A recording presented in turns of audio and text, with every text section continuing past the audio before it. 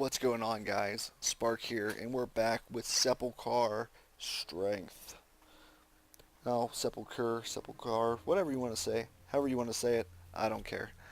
Um, this is the green-black rock deck that came out with the Return to Ravnica expansion. So let's go ahead and go through this bad boy and take a look at what we've got. So Rancor is put in the graveyard from the battlefield, so if it's not countered on the stack, or the creature that's targeting doesn't die, you get it back most of the time. It's a good card. It's entertaining. I don't know if it's going to fit in with my theme yet, but we're going to go ahead and do with that so far. Now, I'm building this as a very mid-range deck, so we'll have to see what we get. I don't like Spore Frog. It's predictable, and yeah. This guy is a 2-for-1 for your opponent, and it's just not good. I would not play him at all. Now, if you're planning on playing this tokens and sacrificing a lot of things, then the Blood Artist is probably a good idea. I don't think I'm going to play the Blood Artist. I'm not sure yet. It's been a while since I looked at this deck. Normally I do the deck construction right after my deck, or right after I finish playing the deck and unlocking it. But I tried to record this last time and I ran out of space on my computer, so I just kind of put it on the back burner. I just finished the Azorius deck, and obviously we're working on this right now. So I don't like the idea of sacrificing lands at all. This is great because you just make a player sacrifice a creature. 4 Go to the Throats might be a little bit much. The Ravenous Rats might be a little bit much as well. I'm not planning on playing this as a discard, so I don't think that they're going to make the cut. Viridian Emissary dies. Search your library for a basic land card, put it in the battlefield tapped, and shuffle your library. He's great because you trade and you mana exile, ideally. Now again, if you were playing the sacrifice creature tokens thing, that would be good, but that's not what we're going for. We're going for a mid-range theme. I feel like mid-range is probably the better against most decks, especially with the great amount of control that this has. So, again, if you were playing token sacrifice and just playing on winning with Death Cultist, then Golgari Germination would probably be great. But you got cards like Maelstrom Pulse that just allow you to get into later game and just win. This is amazing. Now again, playing discard, control-y type feel, and just winning off of sacrificing tokens, Mind Rot would be good. But again, I don't feel like playing discard. There's another deck that does that, and it does better than this. Actually, yeah, I'd say it does better than this. I was going to say the Rakdos deck probably does it better than this. Cards like Troll Aesthetic just make you wonderful against most decks. Search your library for a forest and put it into the battlefield. Now, she's your only forest walker, so I would not put the forest into play under your opponent's control. It's cool to mana excel yourself, but at the same time, let's take a look at the Yamavaya Dryad, or Yamavaya Elder. When he dies, you search your library for up to 2 basic land cards, reveal them, and put them into your hand. If you do, shuffle your library. And you can sack them at any point in time. Now, unfortunately, they just go into your hand, so I don't feel like having more than 2 of these guys is absolutely necessary. That I do remember, because I hate these guys. Just whenever I drew them, I was just like, son of a bitch. They're a great way to keep your hand up against like a deck like Rakdos or something where, you've got mana problems, or where you've got hand problems, but I feel like 2 is way more than enough. Consuming Vapors. Target player sacrifices a creature, you gain life equal to that creature's toughness. Rebound. Absolutely wonderful. The Creekwood Liege is great mid-game, because it puts out 3/3 tokens until they die, and then they has 1/1s that you can jump block with. Damnation. Again, because we're playing mid-ranged, if we don't hit early, Damnation gives us an option just destroy the board and start again. Defense of the Heart also says if we don't start the game good, that we can just, I mean, we're okay with our early creatures dying. Just go, oh yeah, well by the way, I'm going to search for two of my biggest creatures, and put them on the battlefield. Grave Pact, again, obviously if you're playing the sacrifice token idea, it works a lot better. But unfortunately that's not what I'm going with. Greater Good, I play a 1 of Greater Good because I like the Greater Good when it can hit and you don't have to discard 3 cards. Or if you're okay with discarding 3 cards. You know, if you have 3 lands in your hand, you can sacrifice something, draw 2, and then discard 3. Yeah, it's probably okay. So, I just like the 1 of. I feel like 2's too much, but 1's good enough. 2 Master of the Wild Hunts are very fun. Definitely should keep these guys in here. They do a lot of annoying things. They're a great way to deal with creatures, and they're a lot of fun. I mean, I've always enjoyed them. I played them in Annihilate Saber when Jund was popular, and I mean, good way to deal with Jund. And so, I mean, I feel like they're good, solid creatures, especially when you have things like the Creekwood Liege that give them +1/+1. Mort of War. Power and toughness equal number of creatures in all graveyards, and he has regenerate. He's broken. So good. I absolutely love Mort of War. Oracle. You play an additional land each turn. Play with the top card of your library reveal, and if the top card of your library is a land, you may play it. But they get to see every card in your library. Now, obviously, if we have better things to ramp into, which is where we're going to get here in a minute, that they would probably be viable, but you know, this is what my end game looks like, and it's really, these aren't in here. I don't even think he's in the deck, honestly. I don't know, we'll figure him out in a minute. But like 5 is really just your curve. I mean, you hit 4 and you don't really need more mana, is my feeling with him. So, let's get all of these guys back in the deck, so we can look at them and see what I don't like about them. So, Sewer Nemesis enters battlefield, choose a player, toughness equal to the number of cards in the chosen player's graveyard, and chosen player casts a spell, that player puts the top card of his or her library into his or her graveyard. You're not going to mill anyone out, you're just going to be a nuisance, and I just feel like we have better cards than him. Asceticism. Creature you control have hexproof.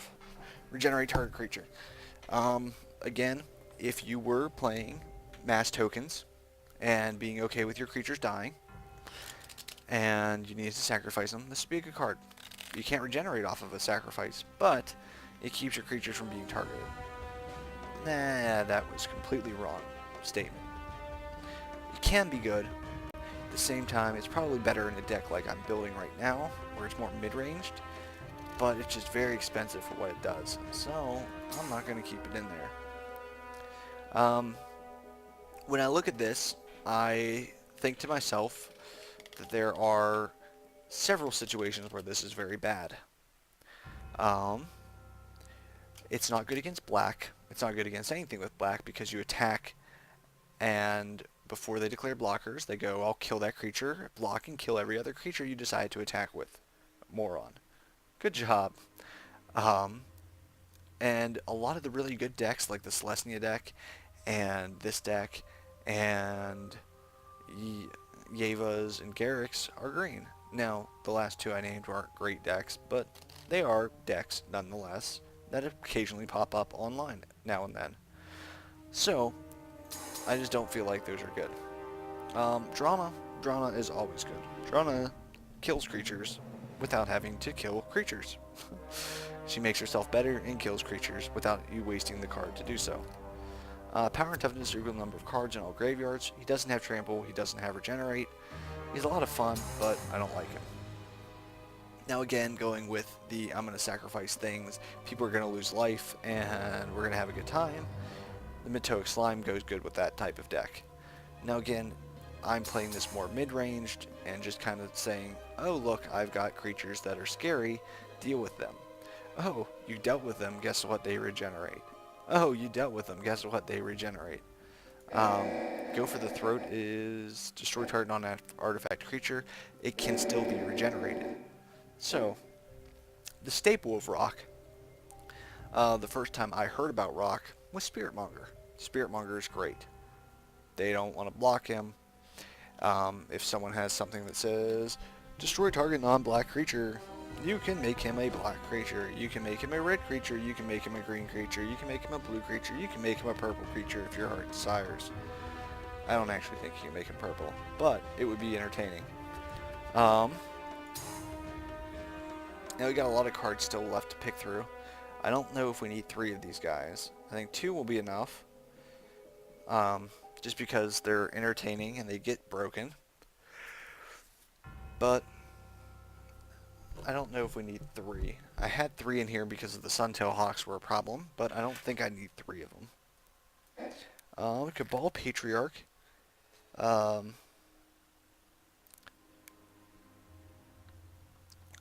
Is entertaining because he kills a lot of things, but that's about it. He's very expensive.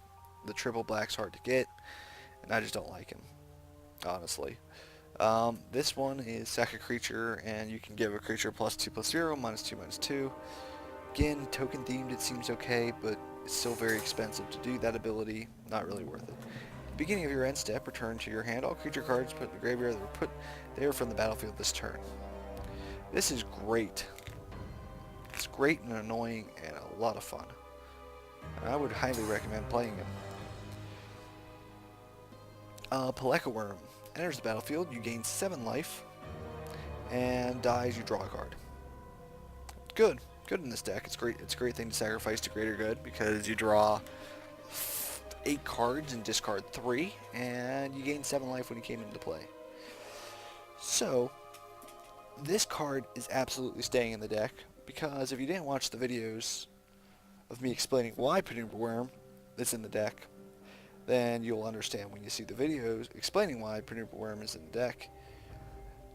I wouldn't play Penumbra Worm if it didn't have sentimental value to me, but Penumbra Worm has sentimental value to me and must be played.